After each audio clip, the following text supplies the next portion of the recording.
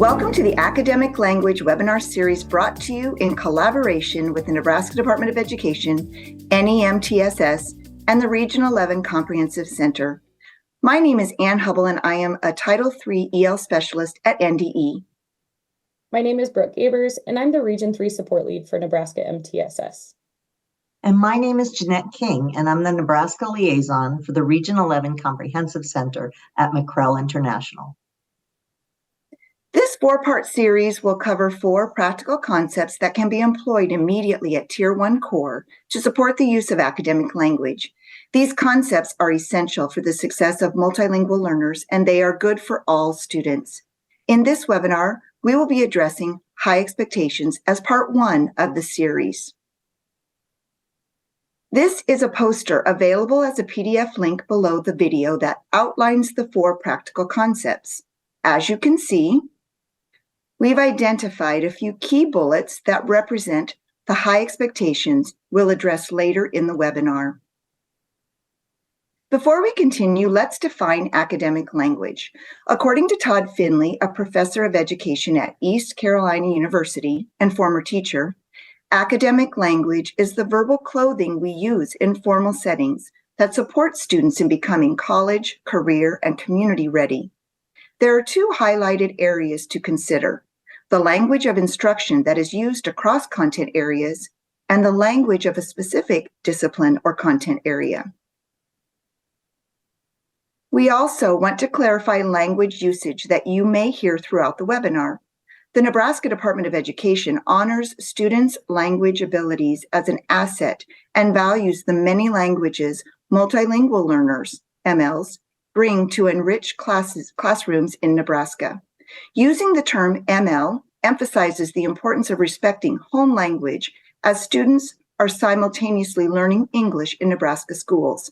In addition to the term ML, English learner, EL, is the term used in federal and state policy, which is why you may hear the 2 used interchangeably.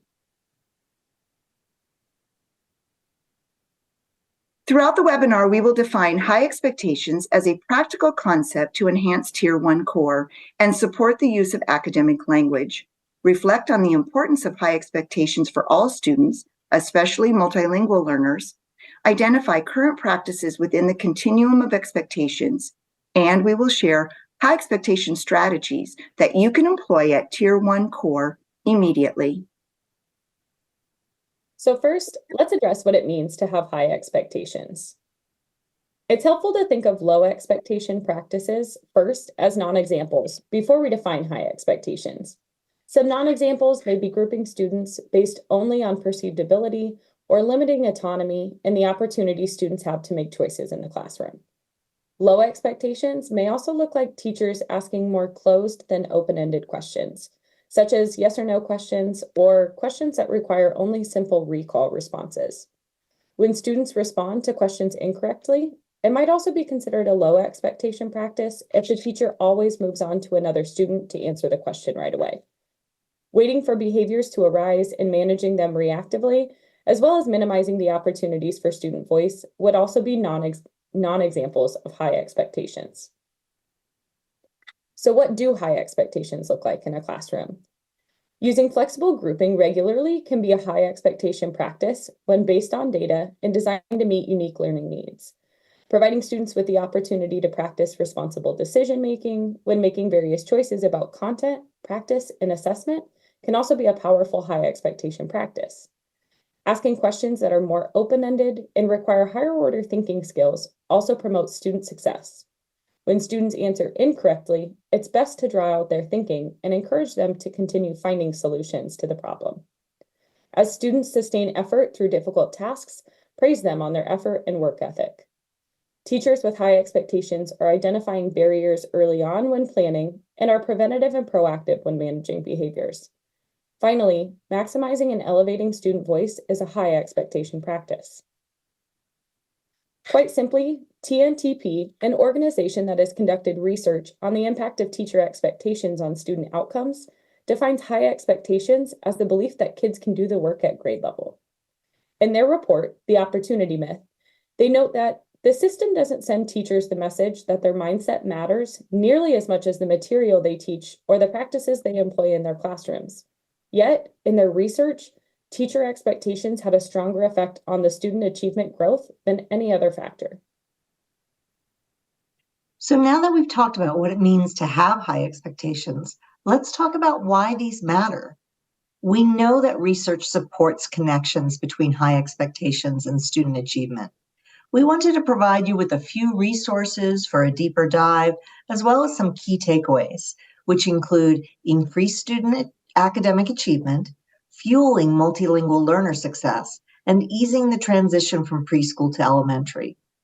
We also know that teachers can develop high expectations, even if they currently do not have them. More specifically, we know that these high expectations lead to mastery in both English and math, and are a part of asset-based thinking, supporting both student goal-making and teacher feedback.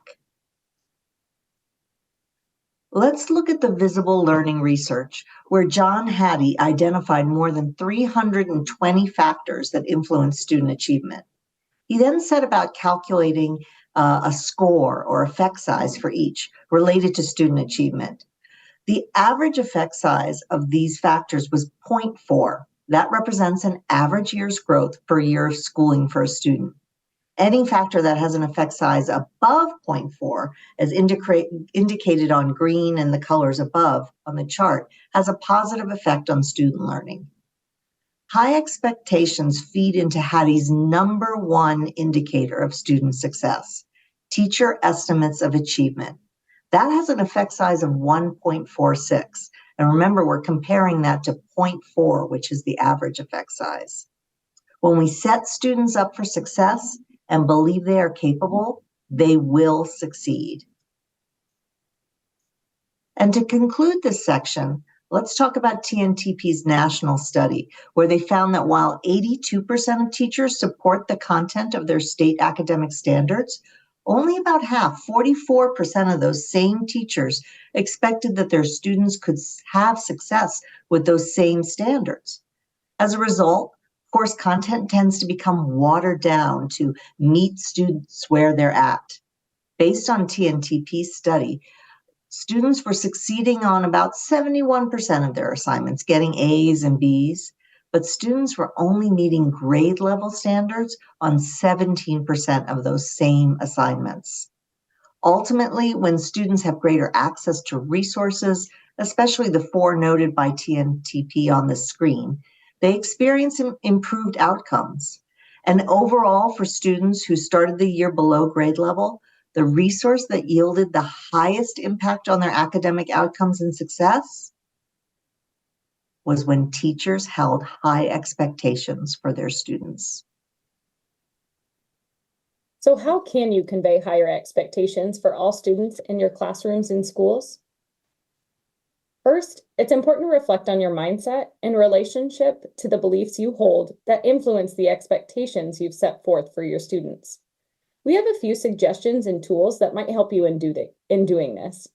First, we've attached a high expectations self-assessment checklist from the Education Hub. This would be a helpful tool if you're just starting out with some personal self-reflection.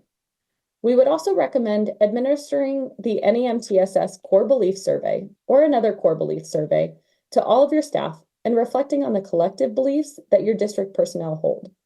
As you look at the anonymous data, begin to make inquiry and interrogation common practice and part of your culture in your district to develop adult self-awareness skills and interrupt biases that may exist. On the next slide, we'll share a few questions from our survey that you may want to focus your attention on when it comes to analyzing where current district practices are on the expectation continuum, particularly when thinking about opportunities for multilingual learners. Finally, as you reflect on mindsets, analyze core beliefs, and interrupt potential biases, it's good as educational leaders to presume that there were positive intentions if it's ever uncovered that low expectation practices have been in place throughout your district. Our NEMTSS Core Belief Survey is a brief survey that's intended to be administered to all staff. It's comprised of a collection of agree or disagree statements that staff complete anonymously based on their personal beliefs and alignment to the statement. While there are a number of ways to use the data to inform decision-making at the district level, there are 3 questions we want to direct your attention to that would be a direct reflection of current practices within the continuum of expectations when it comes to serving multilingual learners. The first is that all student groups deserve access to Nebraska content area standards. Next, all student groups, including multilingual learners, can make progress when given access to Nebraska content area standards. And finally, you'd want to look under the results of the question that states, Tier 1 core instruction or the classroom instruction provided to all students should be effective enough to result in at least 75 to 80% of students achieving proficiency in ELA, mathematics, and social-emotional behavioral learning without additional intervention. In order to convey appropriate high expectations, teachers need to know their standards. What are the standards for your content area, for the grade level? Do you know what students should know and be able to do? The Nebraska content standards are determined at the state level and can be found on the NDE website. Curriculum is determined locally by districts and developed so that students master the standards. Resources and materials support the curriculum and standards. Educators need to know their area standards, the curriculum, and how the instructional materials help students learn and master the standards. When working with the multilingual learner population, it is important to understand the stages of second language acquisition and participate in grade level reference planning to ensure these students have the appropriate high expectations for both their language acquisition and academic learning. To clarify, grade level reference planning means the grade level a student is enrolled in should always be the reference point when planning individual supports for students, regardless of their current abilities. Once teachers know their content area standards well, they can begin integrating the English language proficiency standards. Nebraska has 10 English language proficiency standards for all English learners or multilingual learners in grades K through 12. These standards address the language necessary for engaging in content area practices and for linguistic development of vocabulary, organization, and coherence. This is a copy of the quick reference titles that highlight the key aspects of each standard.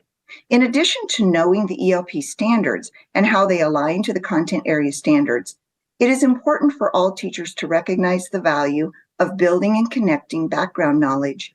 English learners or multilingual learners are learning about their new surroundings and culture in addition to a new language. They may not have some of the same experiences similar to their peers, but they may have other experiences that can contribute to their learning as well as the learning of the entire class. Here is an elementary example of how we can connect a content area standard to an ELP standard and meet the needs of our emerging or progressing ELs or MLs. If the grade 3 science standard is to gather and analyze data to communicate an understanding of inheritance and variation of traits through life cycles and environmental influences, what ELP standard might we look at? A couple of examples could be ELP 1, construct meaning, and ELP 3, speak and write. Here you can see the proficiency level descriptors for an emerging student, a progressing low student, and a progressing high student. They can all gather information and communicate an understanding. They just have a few differences in their linguistic ability in English. An emerging student would use a few keywords and phrases, while a progressing high student would be able to deliver more information in a more sophisticated manner. Some instructional strategies to support English learners or multilingual learners include visuals, graphic organizers, word banks, sentence frames, and cooperative learning groups to promote listening and speaking skills.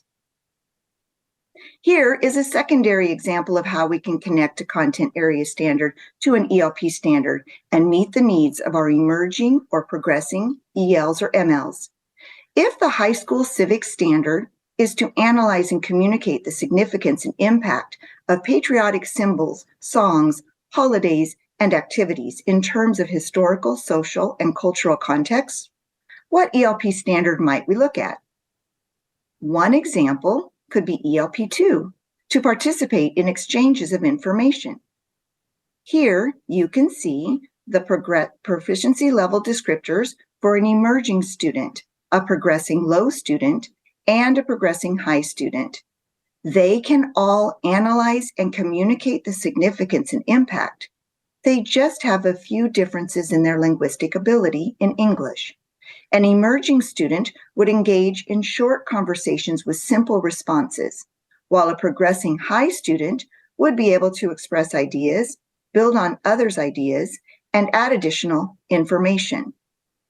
Some instructional strategies to support English learners or multilingual learners include using visuals, graphic organizers, word banks, and providing sentence frame to support academic conversations.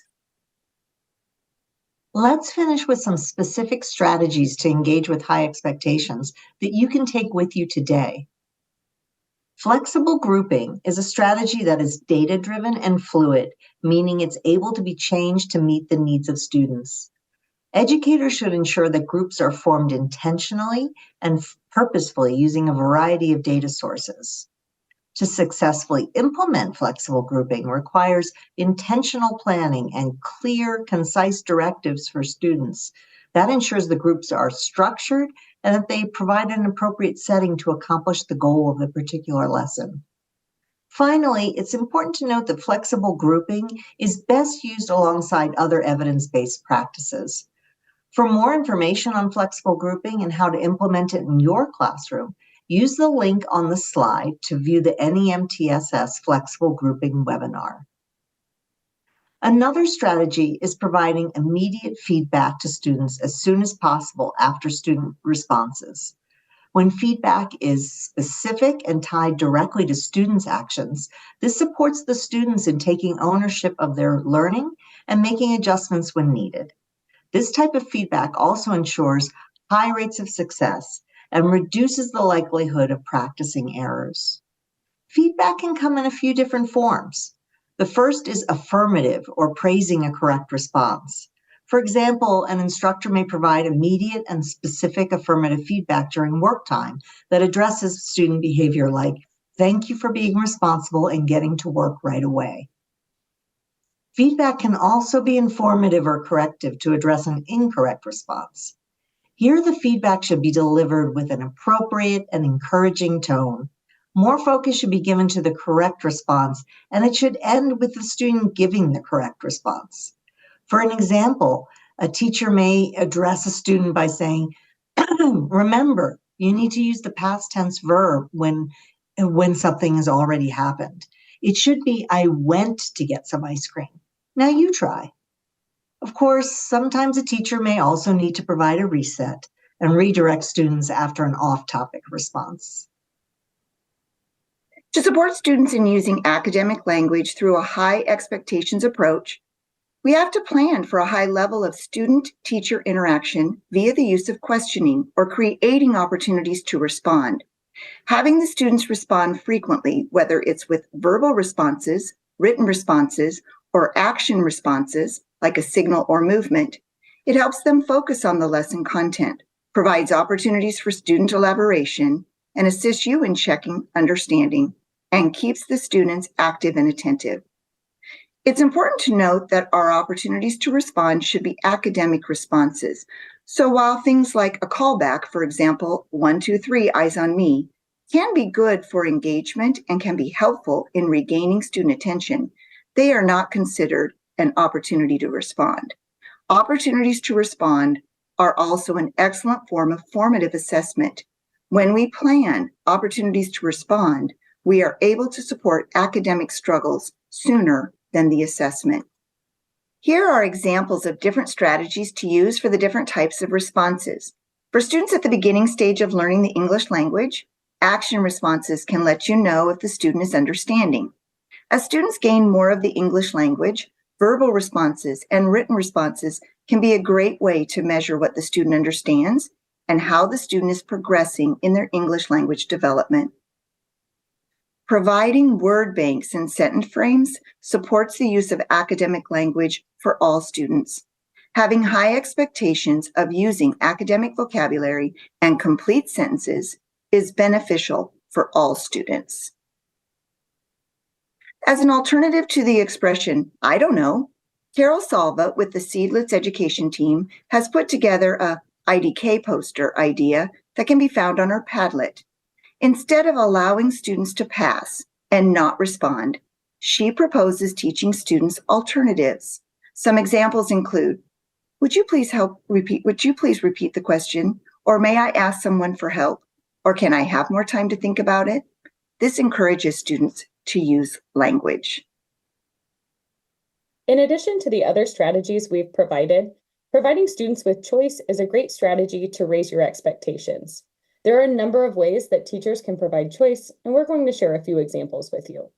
In some scenarios, you can let students select the materials they're going to use in a specific activity, like selecting the manipulatives they want to use during a math lesson. Students could choose among different activities or elect to not participate in an activity. For example, there might be 4 stations to rotate through to practice a new skill, and students need to select 3 that they will go to.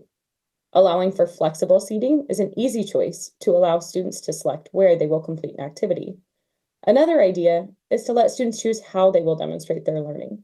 Maybe you provide a menu of options to demonstrate their learning, like a research paper, a podcast, or a presentation, and students select which they would like to do.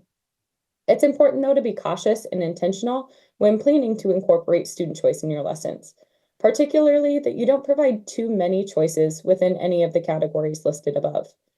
Guidance around providing student choice tells us that providing students with 2 to 4 choices is the sweet spot. When offered too many, some students may struggle to decide.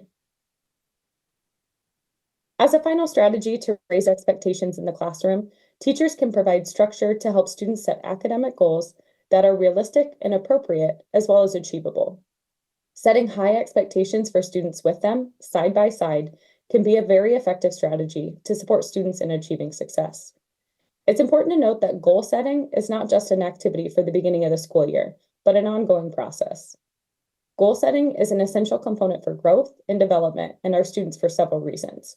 It personalizes the learning process based on their needs. It creates intention and motivation that empowers students. It establishes accountability to shift responsibility to students, and it provides a foundation for students to advocate for their own needs. Goal setting can be done at any age, as long as it's age appropriate. Teaching the skill of goal setting, coupled with reflecting and revising goals, can give students the self-regulated learning tools for a growth mindset toward academic achievement and support students in building their own data literacy. To review, throughout this webinar, we defined high expectations as a practical concept to enhance Tier 1 core and support the use of academic language, reflected on the importance of high expectations for all students, especially multilingual learners, identified current practices within the continuum of expectations, and shared high expectation strategies that you can employ at Tier 1 core immediately. Please feel free to contact any of us at the Nebraska Department of Education, NEMTSS, or the Region 11 Comprehensive Center with any questions you may have using the URLs or the links on the screen. Thank you, and we hope you have a wonderful day.